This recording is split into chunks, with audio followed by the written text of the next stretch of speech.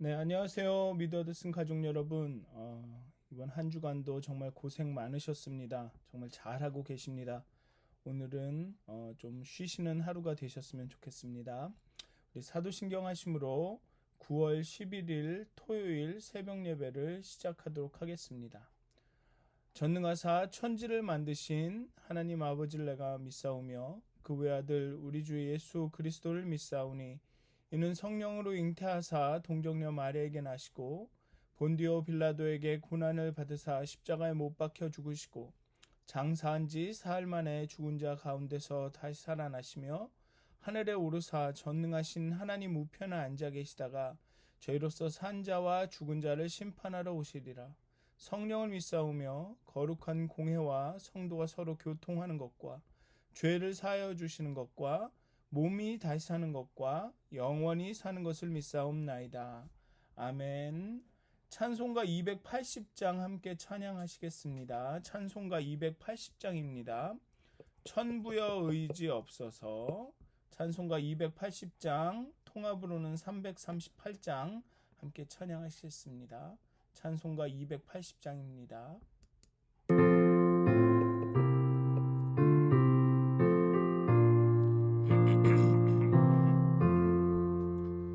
천부여 의지 없어서 손 들고 옵니다. 주 나를 외면하시면 나 어디 가리까. 내 죄를 씻기 위하여 피 흘려 주시니 곧 회개하는 마음으로 주 앞에 옵니다. 전부터 계신 주께서 영죽을 죄인을 보혈로 구해 주시니 그 사랑 한없네. 내 죄를 씻기 위하여 피 흘려 주시니 곧 회개하는 마음으로 주 앞에 옵니다. 나 예수 의지함으로 큰 권능 받아서 주님께 구한 모든 것 늘 얻겠습니다. 내 죄를 씻기 위하여 피 흘려 주시니 곧 회개하는 마음으로 주 앞에 옵니다.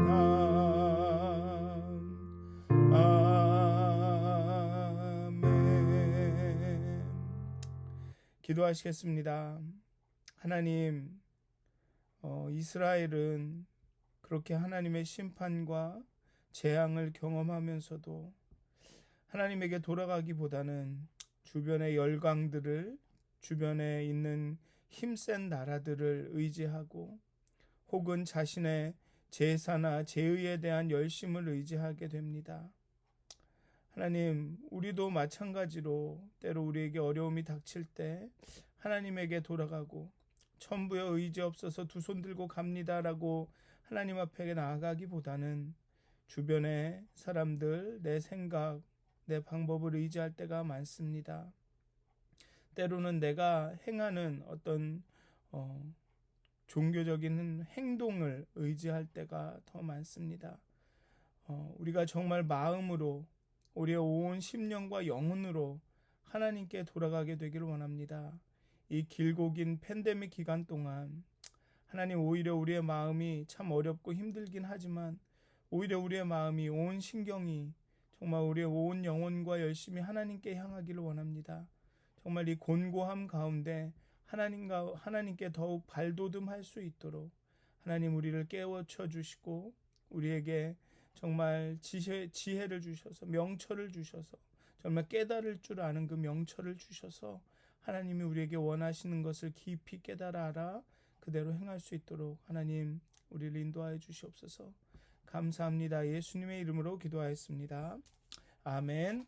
오늘 함께 나누실 말씀은 요엘 1장 13절에서 20절까지의 말씀입니다. 요엘 1장 13절에서 20절까지의 말씀입니다. 제가 봉독하도록 하겠습니다. 제사장들아 너희는 굵은 배로 동의고 슬피 울지어다. 제단에 수종드는 자들아 너희는 울지어다.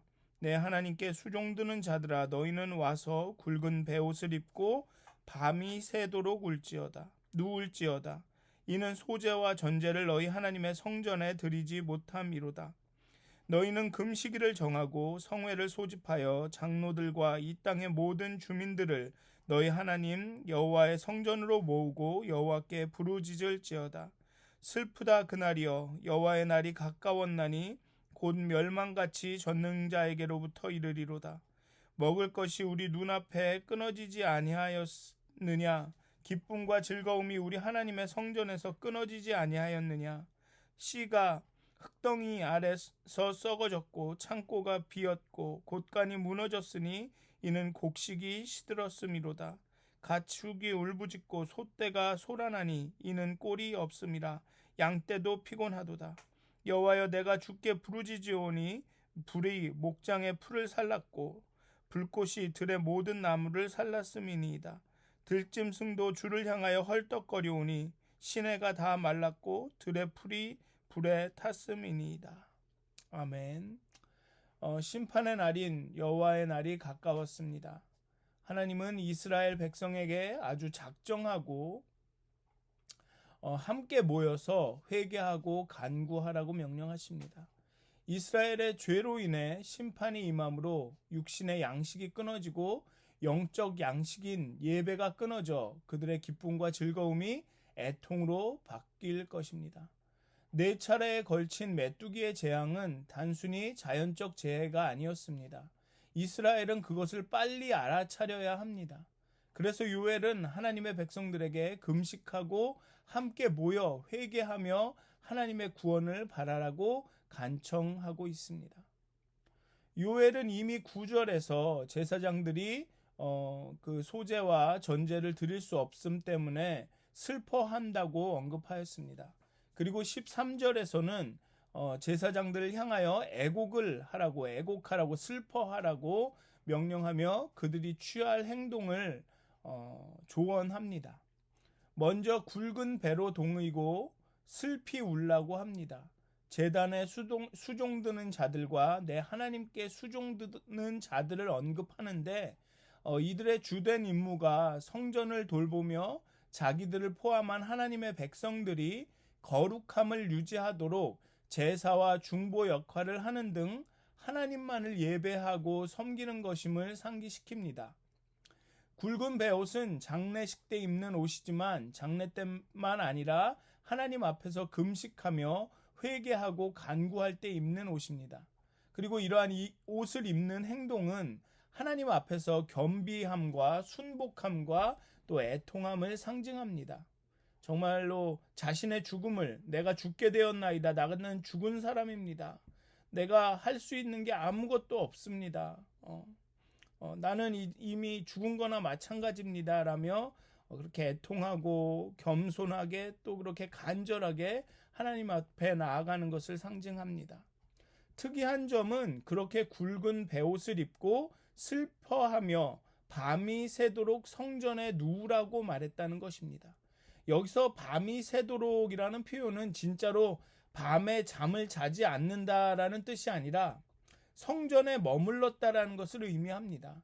슬피 울고 기도하다가 잠들고 또 깨어서 또 기도하고 그만큼 간절하다라는 것을 나타내는 것입니다. 한시도 내가 하나님의 전을 하나님의 임재함을 떠나지 않겠다.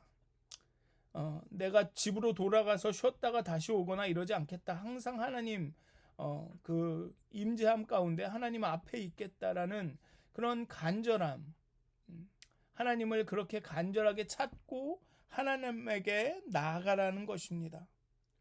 그러는 이유는 소재와 전제를 하나님의 성전에 드리지 못하기 때문입니다. 곡식과 포도의 수확이 없기 때문에 소재와 전제를 드리지 못합니다. 어제 말씀드렸듯이 소재는 곡식을 드리는 것이고 전제는 drinking sacrifice, 그러니까 그 포도주를 드리는 것입니다.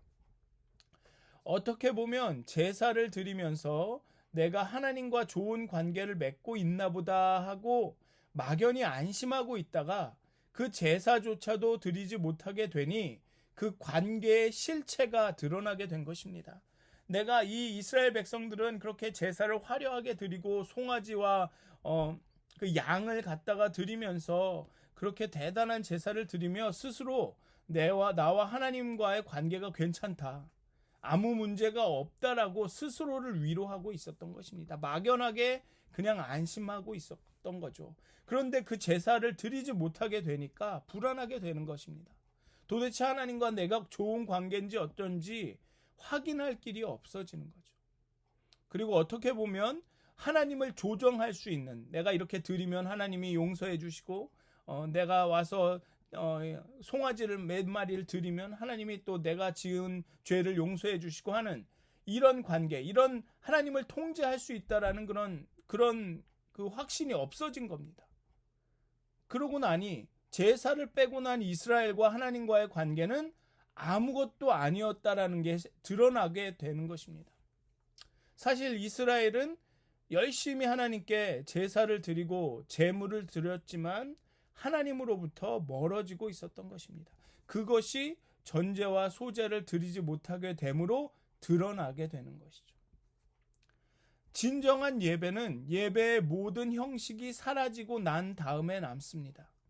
이스라엘도 예배의 모든 형식이 사라지고 나니 진정으로 자신들이 예배하고 있었던 것이 아님을 알게 됩니다. 아니면 알게 돼야 합니다.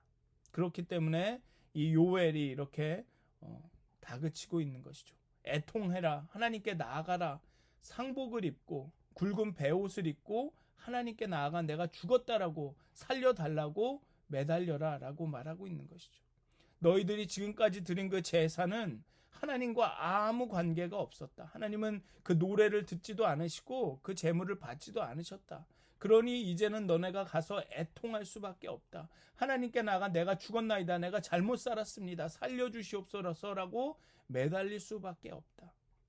하나님이 기뻐 받으시는 것은 송아지와 양의 제사가 아니라 상한 마음이다, 겸손한 마음이다, 애통하는 마음이다. 그러니 이제는 그거밖에 남지 않았다. 하나님과의 관계를 회복시킬 것은 오직 애통하는 마음, 돌이키는 마음, 상한 마음일 뿐이다 라고 말하고 있는 것입니다. 요엘은 금식일을 정하고 성회를 소집하여 장로와 모든 주민들을 성전으로 모으고 여호와께 부르짖으라고 합니다. 보통 금식일은 대속죄일과 같은 절기나 국가에 위중한 문제가 일어났을 때 지정하여 지켰습니다. 금식도 굵은 배옷과 마찬가지로 하나님 앞에서 굴복하고 그의 도움을 간청하는 행위입니다. 지도자들과 더불어 모든 이들이 하나님께 회개하고 부르짖으라고 명령합니다. 금식하고 성전으로 모이라고 했다고 해서 금식 그 자체가, 성전에 모이는 것 그 자체가 어떤 의미를 갖는 것이 아닙니다. 중요한 것은 이스라엘의 간절함입니다. 애통함입니다. 물론 그러한 행동이나 어떤 공간이 우리에게 주는 그런 어떤 의미가 있습니다. 우리에게 실제적으로 주는 어떤 그런 거룩함들이 있습니다. 하지만 그것보다 더 중요한 것은 이스라엘의 간절함입니다. 애통함입니다. 그렇게 간절히 처절하게 하나님에게로 돌아가는 것이 중요한 것입니다. 형식이 중요한 것이 아닙니다. 지금 이 순간은 이스라엘에게 가장 필요한 것은 그런 형식이 아니라 하나님이 원하시는 것은 상한 마음, 하나님만을 알겠다라는 그런 마음, 그 마음을 하나님은 찾으시고 계시는 것입니다. 광야에서 구름기둥 불기둥으로 이스라엘을 지키실 때 이스라엘과 가졌던 관계, 이스라엘이 하나님께 품었던 마음, 성전과 그런 풍부한 재물과 제사는 없었지만 양 한 마리, 비둘기 한 마리, 소 한 마리만으로도 정말 진실하게 진지하게 하나님 앞에 나왔던, 하나님과 함께 행했던, 하나님 앞에 섰던 그런 관계, 이스라엘과 맺었던 그 관계, 그것이 하나님이 찾으시는 것입니다. 그동안 이스라엘이 의지하고 이스라엘의 삶을 지탱했다고 여겼던 모든 것들이 사라졌습니다. 메뚜기 때 공격이라고 해야 되나요? 메뚜기 때 습격으로 인해서 이스라엘이 의지하고 이스라엘이 의존했던 모든 것이 사라졌습니다. 먹을 것, 심지어는 가축조차도 먹을 것이 없어서 죽어갑니다. 성전에서도 드렸던 그 모든 제사들이 없어져서 기쁨과 즐거움이 없습니다. 목장도 나무도 다 타버렸습니다. 심지어는 시내도 마르고 들의 풀조차도 다 타버렸습니다. 정말 광야같이 된 것이죠. 황폐해져서 이 광야에서 살던 그때처럼 돼버린 것입니다. 그러니 이제 의지할 것은, 바라볼 것은 오직 주님밖에 없습니다. 그렇기 때문에 요엘은 이제 이스라엘 백성과 지도자들에게 하나님만을 부르짖어라. 여호와께 부르짖어라. 여호와여, 내가 부르짖사오니라고 말하라라고 이야기하고 있는 것입니다. 심지어 들짐승도 주를 향하여 부르짖어야 한다고, 부르짖는다고 그렇게 말씀합니다. 여기서는 헐떡거린다고 하죠. 그냥 부르짖는 것이 아니라 정말 그 간절함으로 정말 죽을 것 같이 그렇게 부르짖는다는 것입니다. 이것이 심판의 진짜 목적인 것입니다. 광야 같은 삶의 진짜 목적인 것입니다. 우리가 그간 평안하다, 안전하다라고 여길 수 있었던 모든 그 근거가 사라지고 난 다음에 여기도 보면 이제 메뚜기들이 와서 나무의 껍질을 다 갉아 먹습니다. 그 껍질이 무엇입니까? 그 껍질은 나무의 안에 있는 그 부드러운 속살을 보호하는 역할을 합니다. 그런데 그 보호하는 역할이 없어지자 말라버리죠. 그것도 이거와 마찬가지로 이스라엘 스스로가 자신을 안전하게 보호한다고 자신들이 의지했던, 자신들을 보호하고 있다고 생각하던 모든 것이 다 사라졌습니다. 곡식과 포도주, 먹을 것, 가축들, 목장, 나무 다 없어졌습니다. 심지어 자신들이 정신적으로 의지하던 예배조차, 제사조차도 싹 없어졌습니다. 그러고 나니 이제는 오직 의지할 것은 하나님 한 분밖에 없는 거죠. 그것이 심판의 진짜 목적입니다. 광야 같은 삶의 진짜 목적입니다. 주님만 보아라. 주님께만 부르짖어라. 나만 봐라. 내가 너만 알듯이 너도 나만 알아라. 내게만 와라. 어쩌면 정말 너무나도 고통스러운 하나님의 고백일지도 모르겠습니다. 자신이 사랑하는 사람들을 심판하며 그들 광야 같은 삶으로 내몰면서 야 제발 나만 바라봐 달라고 말하는 그런 하나님의 간절한 마음이 어쩌면 이 심판인지도 모르겠습니다. 여러분들 삶을 사시다 보면 많은 어려움과 역경과 시험과 시련이 이유 모를 그런 억울한 그런 일들이 여러분 삶에 닥칠 수도 있습니다. 또 그게 모든 것을 또 다 하나님께서 그렇게 의도하셨다. 하나님이 그렇게 시험하신다라고 말할 수는 없지만 그런 가운데 우리가 얻을 수 있는 유익은 뭐냐 하면 하나님만을 바라보게 된다는 것입니다. 하나님만을 부르짖게 된다는 것입니다. 하나님만을 의뢰하고 하나님만을 의지하고 하나님을 찾게 되는 그러한 계기가 된다라는 것입니다. 여러분들 하나님이 원하시는 것은 다른 것이 아니라 우리가 정말 하나님의 백성이 하나님의 자녀인 우리가 하나님만을 바라보는 것이 하나님이 정말로 우리에게 원하시는 것입니다. 정말 오늘 하루 쉬시고 또 일하시는 분들도 계시겠지만 그 하루 가운데 정말 하나님만을 알고 하나님만을 바라보고 하나님께 부르짖고 하나님을 찾고 하나님께만 나가시는 여러분들이 되시길 정말 간절히 기도합니다.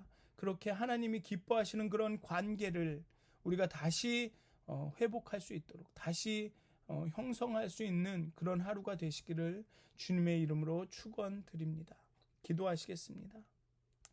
하나님, 이스라엘 백성이 의지하던 그 모든 것들이 정말 자신들의 먹을 것들, 자신들의 의지하던 그 소와 가축들도 다 죽고 그 나무들, 곡식들, 포도주가 다 없어지자 또 자신들이 제사를 드리며 제물을 드리며 안전하다, 하나님하고 내가 온전한 관계에 있다 스스로 안심하고 그런 안전감을 느끼던 그 모든 것들이 사라지고 나자 불안함과 그 공포와 그 가운데 오직 의지할 것은 오직 바라볼 것은 여호와 하나님밖에 없음을 깨닫게 됩니다.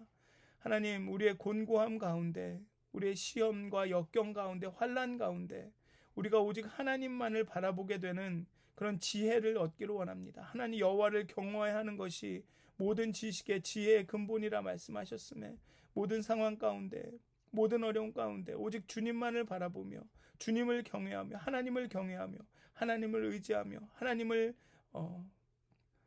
사랑하며 하나님께 돌아가기를 소원합니다. 하나님, 우리가 무지하고 우둔하여 깨닫지 못하여 정말 방황하여 하나님을 멀리 떠나는 것이 아니라 정말 오히려 그런 심판과 재앙과 환난과 역경 가운데 하나님께 돌아갈 수 있는 지혜를 명철을 우리에게 주시옵소서. 하나님, 우리를 깨우쳐 주시옵소서. 시험과 역경과 환난 가운데 하나님께 돌아가며 하나님께 부르짖을 수 있도록 하나님 우리에게 겸손함을 더하시고 정말 우리에게 지혜를 주셔서 하나님을 찾게 하여 주시옵소서. 오직 하나님과 귀히 만나는 오늘 하루가 될 수 있도록 하나님 함께 하여 주시옵소서. 감사합니다. 예수님의 이름으로 기도하였습니다. 아멘. 하늘에 계신 우리 아버지여, 이름이 거룩히 여김을 받으시오며 나라가 임하옵시며 뜻이 하늘에서 이루어진 것 같이 땅에서도 이루어지이다. 오늘 우리에게 일용할 양식을 주옵시고 우리가 우리에게 죄 지은 자를 사하여 준 것 같이 우리의 죄를 사하여 주옵시고 우리를 시험에 들게 하지 마옵시고 다만 악에서 구하옵소서. 나라와 권세와 영광이 아버지께 영원히 쌓옵나이다. 아멘. 평안한 하루 되시길 기도합니다.